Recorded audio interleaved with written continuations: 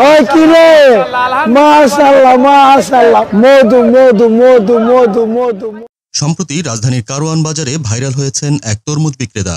তার বিশেষ ধরনের বিক্রির কৌশল এবং হাস্যকর মন্তব্য যেমন ওই কিরে মধু রসমালাই, এসব মন্তব্য সোশ্যাল মিডিয়াতে ব্যাপক জনপ্রিয় হয়ে উঠেছে।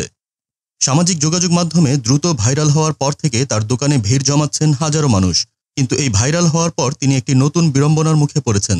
ভাইরাল হওয়ার কারণে অনেকেই বিনা কারণে তার দোকানে এসে ভিড় করছেন, ভিডিও করছেন, যা ক্রেতাদের বিরক্ত করছে এবং তরমুজ বিক্রি কমিয়ে দিয়েছে। এই অতিরিক্ত ভিড়ের কারণে তরমুজ বিক্রেতা তার ব্যবসায় যথেষ্ট ক্ষতিগ্রস্ত হচ্ছেন। তিনি জানিয়েছেন তার প্রায় 1.5 লাখ টাকার তরমুজ এখনো বিক্রি হয়নি এবং তিনি এই অবস্থা নিয়ে খুবই দুঃখিত। তিনি সামাজিক যোগাযোগ মাধ্যমে বলেছেন তার তরমুজ বিক্রি করতে না পারার কারণে তার ব্যবসা এখন বড় ধরনের সংকটে রয়েছে। এই বিষয়টি নিয়ে অভিনেতা শামীম হাসান সরকার তার ফেসবুক পেজে একটি স্ট্যাটাস দিয়েছেন। তিনি লিখেছেন, তরমুজ ব্যবসায়ীকে দিয়ে সবাই ফেসবুকে বা নিজের ব্র্যান্ডিং করে ডলার কামাইলো, অপরদিকে ওই তরমুজ ব্যবসায়ী নিজের তরমুজ বিক্রি করতে না পেরে কাঁদছে, তার 1.5 লাখ টাকার তরমুজ নষ্ট হয়ে যাচ্ছে। এছাড়া শামীম আরও বলেন, ভাইরাল হওয়ার লোডই আলাদা, জুস আছে, সবাই তোমার পাশে আছে, জুস খাওয়া শেষ, বিদায় বাংলাদেশ, লোকটার জন্য মায়াই লাগতেছে, ওই কিরে ব্যবসা করতে দেন ওনারে।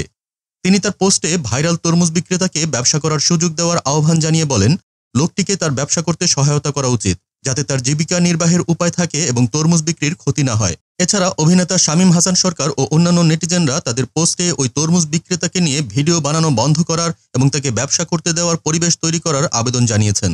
তাদের মতে কেউ কারো পেশাকে ক্ষতিগ্রস্ত করে ভাইরাল হওয়া উচিত নয়। এদিকে বেশ কয়েকটি প্রতিষ্ঠান ও ব্যক্তি ইতিমধ্যেই ওই তরমুজ বিক্রেতার পাশে দাঁড়ানোর ঘোষণা দিয়েছেন। তারা তার অবিকৃত তরমুজ কিনে নেওয়ার আগ্রহ প্রকাশ করেছেন এবং তাকে ব্যবসা চালিয়ে যেতে সহায়তা করতে চান। এর ফলে তরমুজ বিক্রেতা তার ব্যবসার টানাপোড়েন থেকে বের হতে পারবেন বলে আশা করা হচ্ছে। এই ঘটনাটি সামাজিক মাধ্যমে সমালোচনা ও আলোচনার জন্ম দিয়েছে, যেখানে অনেকেই বলেছেন একজন ব্যক্তি যদি ভাইরাল হয়ে যায় তবে তার উচিত সমাজে ভালো উদ্দেশ্য নিয়ে কাজ করা, যেন তার ভাইরাল হওয়া শুধু হাস্যরসের জন্য সীমাবদ্ধ না থাকে, বরং তাকে সমর্থন ও সহায়তা প্রদান করা হয় যাতে তার জীবিকা নির্বাহে সমস্যা না হয়। দেশ জগৎ ডেস্ক নিউজ।